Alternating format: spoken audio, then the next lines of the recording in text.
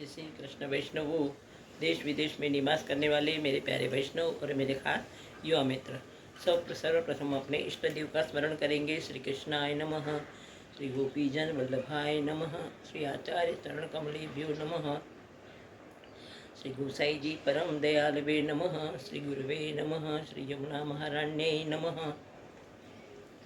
तो वैष्णवों, अपना गिरिराज धाराष्टकम संपूर्ण हुआ। आज हम प्रारंभ करने जा रहे हैं श्री यमुना कवच। मतलब सभी का संस्कृत से हिंदी में अनुवाद, हमारे पुष्टि मार्ग के नीति नियम के श्लोक जो हमारे प्रारंभ किए हुए हैं वह। तो सर्वप्रथम हम कवच का अर्थ समझेंगे। कवच, कवच माने रक्षा सूत्र। तो जैसे प्राचीन काल में अपने सैनिक वगैरह जो भी से युद्ध में जाते थे तो बख्तार या शिरस्त्राण वगैरह पहनते थे, जिसमें उनके कोई सामने से जो भी गोलियां चले उनके शरीर को जल्दी नुकसान नहीं पहुंचता था, उसको कहते कवच। तो अब यही से ही हमारे आंतरिक अवयवों की रक्षा के लिए, जैसे विष्णु कवच, सुदर्शन कवच, वैसे ही यह यमुना कवच है। तो हमारी शारीरिक रक्षा के लिए हमारी यमुना महारानी का यह कवच करने से हमारे सभी जो तकलीफें दूर होती है, शारीरिक अवयव को हो या कोई भी दुख दर्द हो, सभी कम होता है। तो अपना यमुना महारानी का प्रागट्य, गर्ग संहिता में इनका उल्लेख है कि यमुना महारानी का प्रागट्य कैसे हुआ। तो अपने ठाकुर जी है, उन्होंने दैवी जीवों के उद्धार के लिए पृथ्वी पर प्रकट होने का निर्णय लिया।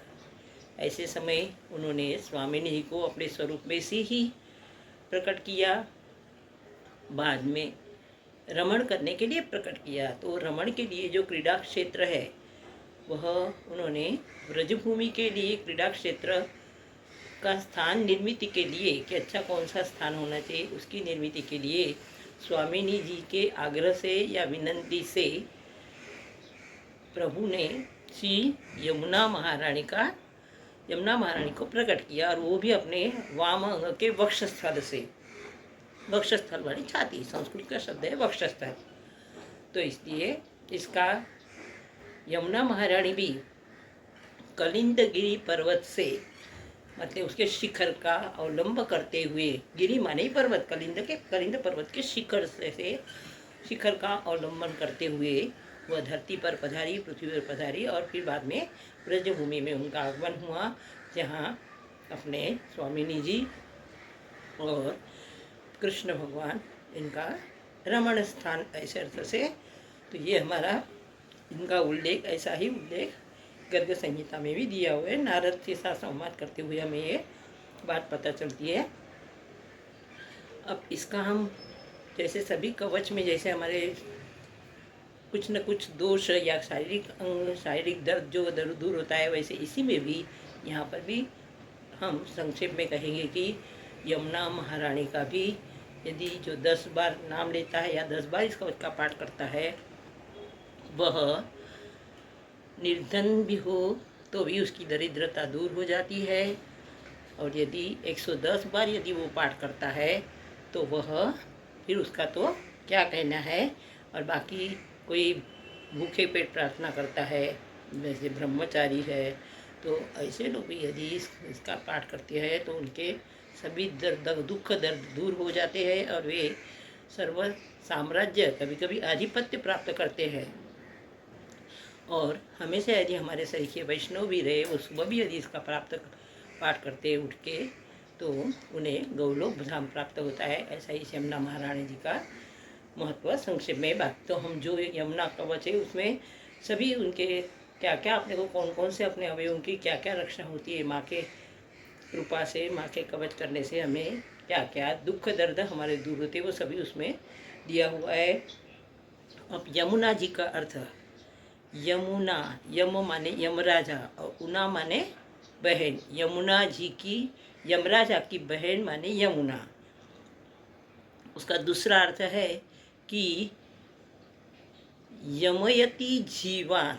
यमयति जीवान माने प्राणी मात्र, हमारे शरीर के सभी वैष्णव भक्तगण।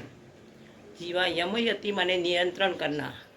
तो जो सभी प्राणी मात्रों का नियंत्रण करती है। कैसे? भक्ति मार्ग का आचरण करने में, यानी पुष्टि मार्ग का आचरण कैसे करना चाहिए, इसकी जो नियंत्रण रखती है वह यमुना, वह भी उसका यमुना का ही अर्थ है। तीसरा अर्थ है यमयति जीवान प्रभु समीपे प्रापयति, यानी वह यमुना महारानी प्राणी मात्र को प्रभु समीप, प्रभु का सामीप्य प्राप्त कर देती है, प्रभु के समीप ले जाती है, प्रभु से मिलन करवाती है और प्रभु से हमारा संयोग करवाती है, वह है यमुना। ऐसे यमुना महारानी के 3 अर्थ इसमें दिए हुए हैं। तो वैष्णव आगे हम इसका जैसे जैसे श्लोक आएंगे इसका उसका विवेचन करेंगे।